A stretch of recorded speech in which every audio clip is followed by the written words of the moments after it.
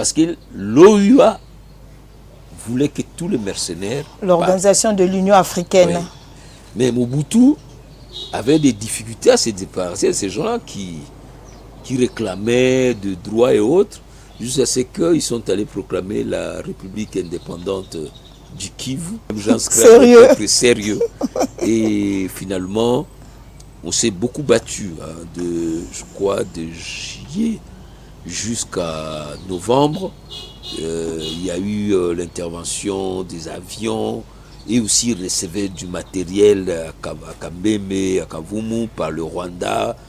Et nous, on opérait par les Burundi. Et finalement, le général Moulamba, là, il n'était plus là, c'est surtout le général Massiala, mais qui a été aidé par de jeunes officiers. Hein, le général Massiala, un compagnon aussi de Mobutu. Un compagnon de Mobutu, très brave officier. Okay. C'est lui qui a coordonné les opérations pour la libération de Bukavu. Et il recevait les instructions du chef d'état-major Malila, qui passait très souvent là-bas. Mais il y avait surtout des officiers braves, hein, des gens comme le major Potopoto, les lieutenants-colonels Tokwi, je crois. Et puis, il y a un jeune officier de la première unité commando sortie de Kotakoli, le lieutenant Ilunga Katalai. Je crois qu'il faut que les Congolais se rappellent de ces jeunes officiers. Voilà. Le lieutenant Ilunga Katalai, qui a la tête d'une unité commando venue de Kotakoli, va infiltrer les colonnes. Il va percer la carapace de mercenaires. Ils étaient plus de 153 mercenaires avec un armement puissant et surtout des alliés congolais et autres diabos. Il va pénétrer, le lieutenant Katalai. Il y a entre-temps le lieutenant-colonel Yogo. Et puis, sous la conduite du général Massiala et les autres, et bien finalement, nous allons battre ces mercenaires. Et c'est la Croix-Rouge qui va négocier leur sortie vers le Rwanda.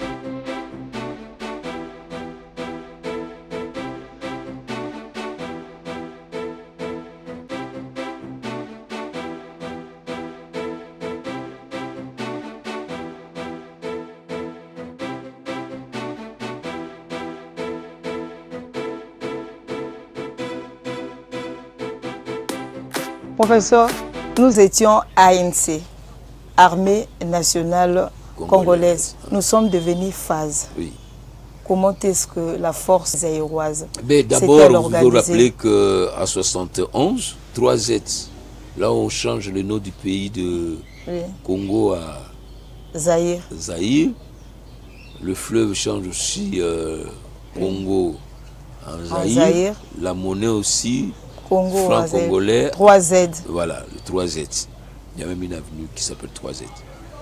Donc à ce moment-là, il fallait changer le nom de l'armée. Oui. Mais le changement n'était pas simplement dans l'identité de nom, c'était aussi la philosophie. Mobutu adopte une posture où il devient le maître absolu. Oui. Le haut commandement qui était en train de l'encadrer, les Bobozo, ils sont devenus des compagnons de la révolution, donc ils sont retraités.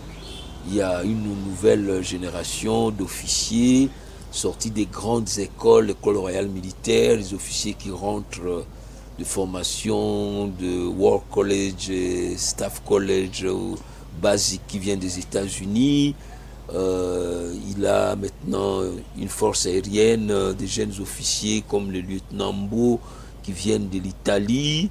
Il y a des jeunes officiers qui viennent d'Arlon, de l'école royale militaire. Donc, il a acquis une puissance militaire extraordinaire qui s'accroît aussi avec une puissance politique.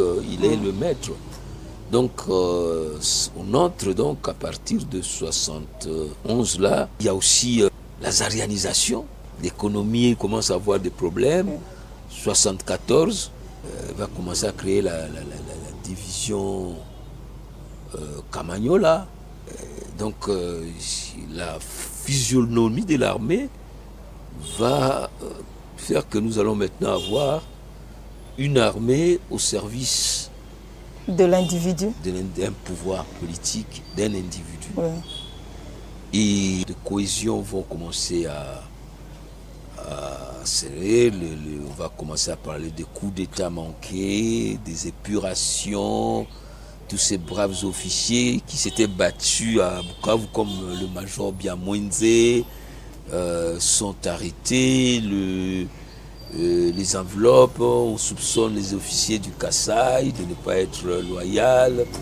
Il y a les officiers de... Donc l'armée commence à avoir des problèmes. Donc là, on parle maintenant des trahisons. De trahison, de problèmes. Et au sein de l'armée, la division Camagnola qui vient avec notre REI, donc notre marche. Une armée qui était un bloc maintenant commence avec de nouvelles à se séparer, à se fragiliser. Venues de la Corée du Nord, alors que le nôtre était formé essentiellement dans les écoles occidentales. Le FAS va avoir des problèmes. Et très rapidement, on va avoir le guerre de Chabat. La guerre de 80 jours. 80 jours, d'abord, qui va dévoiler les problèmes au sein de l'armée. Le général Bumba sera limogé. Mais, et puis après la deuxième guerre du Chabat, la guerre de 6 jours, mais toutes ces guerres font quand même voir certaines grandes figures qui apparaissent. Vous avez déjà parlé de Bumba. Oui. On y va. Jean Bumba, c'était en fait lui le responsable de ce qu'on appelait la DITRAC, la division de troupes aéroportées de choc. Lui-même était toujours en tête de cela, tous les défilés, d'autres. Mais à un certain moment, il va s'embourgeoiser aussi ces jeunes officiers capitaines qui étaient qu'on voyait dans les défilés. Bon, il sera soupçonné par le président Mobutu des notes internes, de conflits entre Mbouza et Mbandi. On dira qu'il avait recruté essentiellement des officiers, des soldats de sa tribu. Donc il y a déjà une division au sein de l'armée. Donc il y a une diffusion d'abord entre les officiers de l'Est qui ont fait l'objet de vastes épurations et finalement de l'Ouest, parce qu'on va aussi faire partir des officiers de l'Ouest. Et puis après, il y aura des fusions à l'intérieur du camp entre les Moussa, parce que il y a la province orientale qui monte avec les Babia, avec les Likulia. Et puis de l'autre côté, il y a des Moussa. Donc l'armée perd sa cohérence à cause de la politisation. Okay. Une politisation négative. La jalousie aussi. La jalousie. Mais nous allons à la guerre et des officiers se font, que ce soit le général Singa lui-même, ou que ce soit le général Dikuta et Bilansang, ou que ce soit surtout les colonels Ikuku Moboti, serpent de guerre, qui voit qu'on a miné les routes et puis prend ses chars, il met ça sur les rails. C'est pourquoi qu'on l'appellera serpent de rail. Voilà. Donc c'est pour ça. Mais il est mort toujours sur ces champs-là, avec un hélicoptère qui est tombé. On dit que l'hélicoptère a été saboté. Franchement. Oui, il y a des officiers pour lesquels il faudra se rappeler, comme le colonel Chibangu, qui était commandant du centre d'entraînement commando. En 67, je vous ai parlé d'un certain lieutenant Ilunga Katalai. Oui. Mais là, ce sera le colonel Chibangu qui vient avec une compagnie d'instructeurs commandos qui parviennent à faire la guerre. Mais comment ne pas parler du général Mayele Lieko. Donc là, c'est la génération des forces armées des forces armées zaïroises, qui a aussi ses figures de marque pour cette année-là, donc des guerres, ce qu'on peut appeler la période de guerre du Shaba. Oui. Les guerres du Shaba, c'est donc ces guerres-là qui ont lieu à partir des 75, 76, 78. 67. Oui. Donc 77, 77, 78. Oui. Et puis après, vous avez les guerres de Moba. Oui. C'est toujours les unités de la 31e brigade. Nous avons une brigade qui nous a été montrée après la guerre du Shaba par la Belgique, par la France, la 31e brigade, dont le premier commandant est le colonel Mayele. Et d'autres qui vont suivre. Il y avait des brillants officiers là-bas, la Zimangando, les Bamba, les Mayala qui vient de nous quitter, côté Mamda 312, dont une unité était basée. Mais professeur, quand oui. vous relatez l'histoire de la guerre de Moba, la guerre de 1978 là, avec les troupes katangaises, donc les Chabiens à l'époque, mais comment est-ce qu'une armée qui était un peu fragilisée a pu remporter les victoires? Pour qu'on remporte les victoires, il y a eu d'abord énormément de pertes. Kolwezi a été occupé. Il y a eu même, si on parle de morts, qu'on a tué les officiers là-bas. Et nous avons dû recourir encore une fois de plus à l'assistance des mercenaires. Donc c'est l'armée française qui a, la Légion est venue sauter sur Kolwezi, mais c'est nous qui avons sauté les premiers pour prendre l'aéroport. Okay. C'est le lieutenant Moussala à l'époque, qui est le commandant de compagnie qui saute sur Kolwezi, et son général est en train de faire la jonction sur l'axe Lubumbashi-Kolwezi, le colonel Mayele. Donc Moussala prend l'aéroport. Mais entre-temps, il y a eu des bandades. Des bandades, ce qui a permis une réorganisation. Et de cette réorganisation, il y a des officiers qui se sont illustrés. Que ce soit lors de la première guerre ou la deuxième guerre. Vous avez, je vous ai parlé d'Ikuta, des Koukou, et puis de jeunes qui sont là, le Mayele et les autres. Donc il y a des figures qui combattent. Donc, en fait, le problème, c'est de ne pas perdre la guerre, mais de se réorganiser pour aller récupérer. Oui. Donc, perdre une bataille, ce n'est rien, mais faire un repli. Parce que là aussi, il y a eu des actes de condamnation. Il y a eu des gens qui sont passés devant le Conseil de guerre pour autre trahison ou autre. Dans leur repli, là, n'était pas stratégique. Non, la fuite n'est pas un repli. Quand vous fouillez pour aller prendre l'avion et venir à Kinshasa, ça, c'est pas un repli. Okay. Quand on replie, c'est pour aller se réorganiser ou faire autre chose. Vous devez être dans le périmètre. Donc, si je suis à Goma, je dois replier, je ne vais pas prendre un canot pour aller à Bukavu. Je vais forcer sur Minova pour aller prendre un point qui va me permettre de recevoir des renforts pour aller me battre. Donc, je ne vais pas traverser en Burundi. Donc l'histoire Parce que même lorsqu'il s'est passé en 67 ou en 64, lorsque les officiers sont partis au Rwanda, le rôle du commandement, c'est de récupérer ces hommes, de les reconditionner et de reprendre la guerre. Nous parlons de cette génération-là. Il y a des Mayele, il y a Mayele, il y a Mboussala, il y a Mbunzamabe. Oui, Mbunzamabe. Mbunzamabe, il était aussi officier de sécurité du maréchal. C'était sa garde rapprochée de ses paracommandos avec les Mayele et les autres. Mais lui, ça sera aussi un autre homme de Bukavu. Parce qu'il y a plusieurs hommes de Bukavu. J'ai parlé de Moulamba, de Potopoto. Je peux aussi parler de lieutenant Ilunga Katala. Il y a eu plusieurs guerres d'occupation au niveau de l'Est et là à Bukavu. Oui. Combien de fois cette ville est tombée? Plusieurs fois. Pendant la rébellion, les mercenaires, surtout les mercenaires.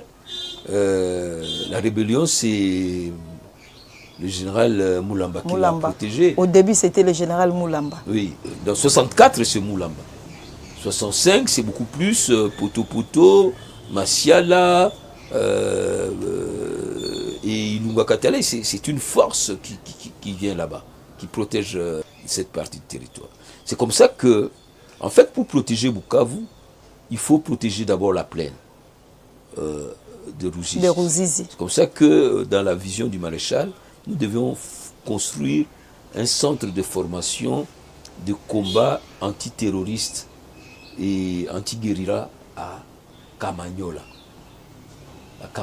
Vous pouvez situer Kamanyola. Kamanyola, c'est où trouve Kamanyola où exactement? Se trouve sur la plaine de Ruzizi. Okay. Donc, c'est vraiment pas très loin de la frontière à trois.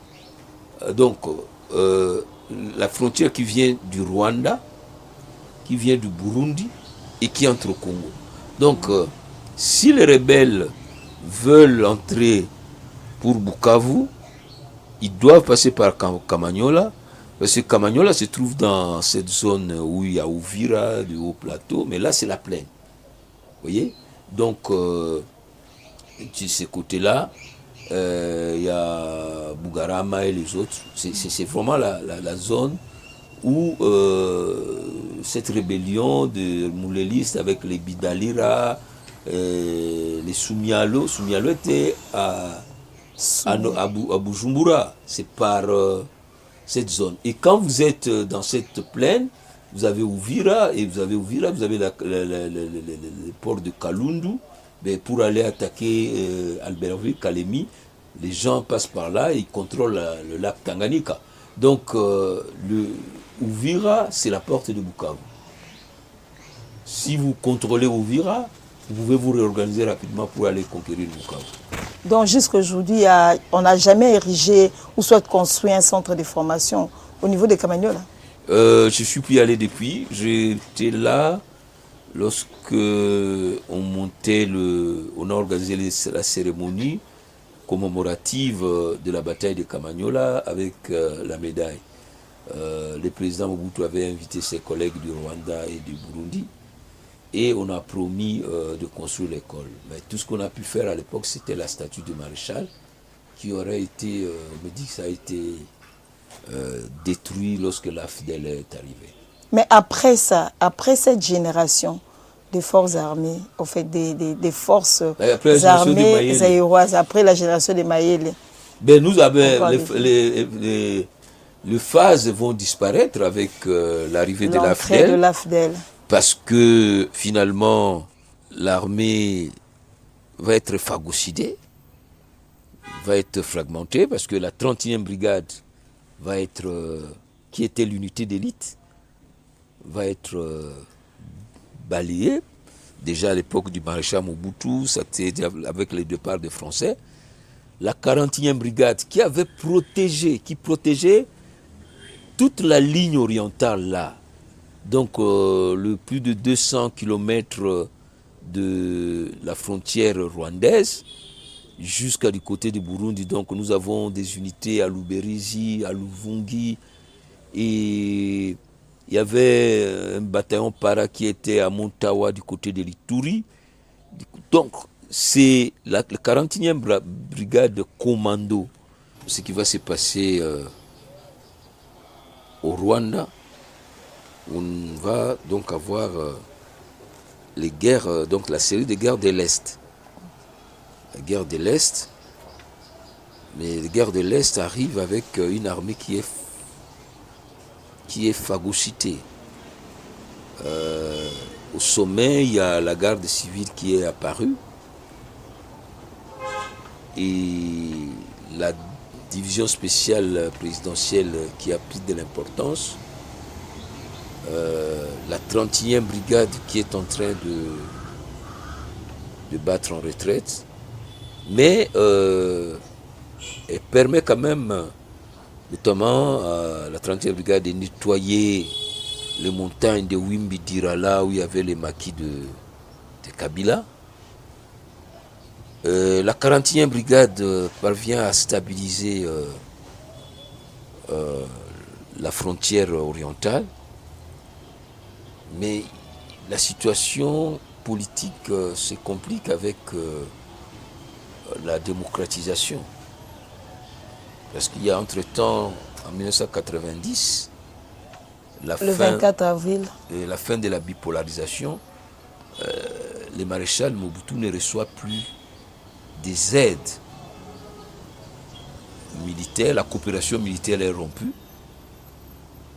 et la gestion de l'armée devient plus La coopération militaire entre nous et la Belgique. La Belgique, même les États-Unis. Même d'autres pays occidentaux. Hein. Nous n'avons plus une force aérienne capable, une capacité de projection. La 31e brigade qui était fortement impliquée dans les pillages est totalement balkanisée. La 41e brigade qui était l'unité qui protégeait l'Est. Donc, toute l'architecture militaire qui était mise en place dans les années 80, donc les années post-guerre du Chabat, pour essayer de faire face, qui a pu stabiliser cette infrastructure militaire-là, va être... Certains diront que l'armée a été tribalisée, politisée, fragilisée, clochardisée. Mais les faits vont se voir lorsque l'AFDEL attaque, l'AFDEL avance et jusqu'à occuper Kinshasa. Il y a eu abandon d'ailleurs. Donc les militaires démotivés ont fait des replis pour ne plus reprendre la guerre. Donc ils fuient, ils ne replient pas, ils fuient. Et dans leur fuite, ils pillent. Les villes tombent comme un système de domino jusqu'à Kinshasa. Mais c'est la même situation que nous vivons aujourd'hui. Ben, j'espère qu'on en tirera les leçons. Il y a eu quelques points de résistance. Par exemple, à Kenge, oui. Nous avons essayé de mettre un bouchon là-bas, mais c'était plutôt avec la participation des forces amies. Mais les militaires, y compris ceux de la DSP, ne se sont pas battus. Au contraire, ça a mené à la... Ils ont fui les combats. Bon, les autres diront que leur commandement leur a demandé de battre en retraite. Et c'est ce qui a provoqué la colère des uns et des autres et qui a amené la mort du général Mayele. Donc, est-ce que pendant cette période, il y a eu des grands noms aussi, des figures emblématiques? Non, il y a des gens qui ont essayé de se battre. Hein. Moi, j'ai vu à Kisangani, je ne sais pas s'il est encore où, un colonel ou un major à Drouma, où il est mort, le général à Goloa. Les gens qui voulaient bien se battre, mais la guerre n'est pas une chasse, il faut que ce soit une organisation. Il faut une organisation qui prend... L'armée, c'est une pensée organisée, équipée, qui met. Donc, globalement, de Lubérezi, où il y a eu les premières attaques, jusqu'à Kinshasa, il y a eu quelques résistances vers Kenge. Il faut dire aussi qu'il y avait un grand complot, on ne se battait pas contre Mouzé. Hein. Il y avait le Rwanda, la preuve en est que celui qui est devenu chef d'état-major général de cette armée, c'était un Rwandais, Kabarebe. À l'époque, là. C'est la première fois dans l'histoire. Pendant cette époque. Oui, où un étranger devient chef d'état-major d'une armée d'un autre pays. Donc, c'est cette situation que nous avons vécue. Et voilà donc comment l'histoire des phases va se terminer. Mais ce qui est regrettable est que les militaires qui posent les actes de bravoure meurent dans les champs de bataille. Comment expliquez-vous cela? Oui, mais un militaire a fait le serment de mourir. Il a donné son sang pour mourir au champ de bataille. C'est ça le but de devenir. Donc il ne peut pas fuir. Non, la fuite devant l'ennemi, c'est une infraction. C'est un acte de haute trahison. Oui. C'est ça le principe. Vous n'avez pas à fuir. Vous pouvez faire un repli stratégique pour vous réorganiser, pour essayer de reprendre position. Mais fuir, abandonner le matériel, abandonner les hommes, non. Dans l'armée, le repli est organisé. Le repli est organisé. Les replis, comment on fait, comment on protège. Après le FAC alors, après le FAC. Le FAC, c'est d'abord, il y a les ex, c'est le moment des infiltrations. Vous avez un chef d'état-major qui est Kabarebe. Par contre, il y a cette période où il y a beaucoup de vaillants officiers qui sont assassinés, tués.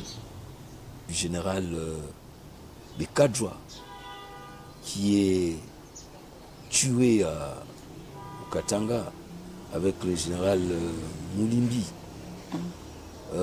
Ici à Mbanzangungu, des brillants officiers, des brillants, ceux qui ont fait des grandes écoles militaires en Belgique, comme le colonel Kadjouba, le colonel,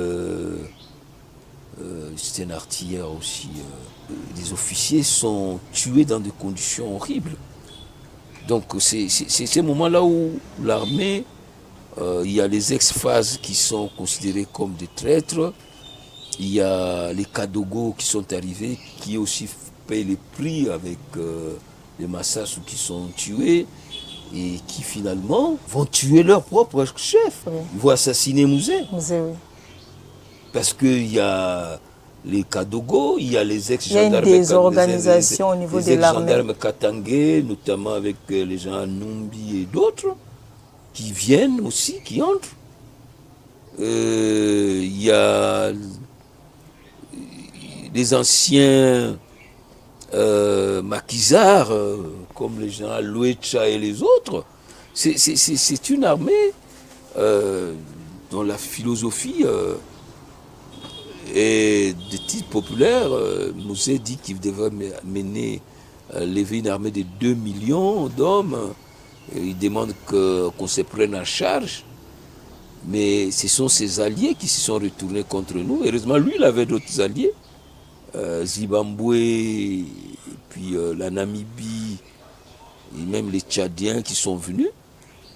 Mais entre-temps, les rebelles aussi, le RCD a amené les Rwandais, l'MLC a amené les Ougandais. Ce sera la première guerre africaine. Les désordres, la cacophonie. La première guerre africaine. Finalement, il va y avoir les accords de Lusaka en 2011 et les accords de Sun City, où on va parler alors d'une armée intégrée qui devait être composée des éléments issus de tous les mouvements et groupes armés. Et le grand nom sous les FARDC. C'est les FARDC. Oui. Les grands noms sous les FARDC, cette armée qui a commencé pratiquement en 1997, on va avoir un grand effort, même si cet effort sera finalement fragilisé par les mixages, le brassage. Et les grands noms, vous avez des officiers comme le lieutenant-général Baouma, Mbamba, qui a organisé la lutte contre le M23 jusqu'à les écraser. Et vous pouvez citer un brave officier comme le lieutenant-colonel Mamadou Ndala et beaucoup d'autres anonymes. Beaucoup d'autres anonymes. Il y a beaucoup d'officiers compétents, mais qui sont parfois perdus dans cette marmaille. Et c'est ça qui nous amène à dire que nous avons besoin d'une armée refondée, forte, puissante. Nous avons un pays de 2 345 417 km². Un pays qui a 9 voisins. Un pays immensement riche. Et si vous êtes riche, vous êtes convoité. Merci, professeur, pour votre disponibilité. C'est moi qui vous remercie. Merci également à vous, chers téléspectateurs, de nous avoir suivis. Le rendez-vous est pris pour une nouvelle page d'histoire.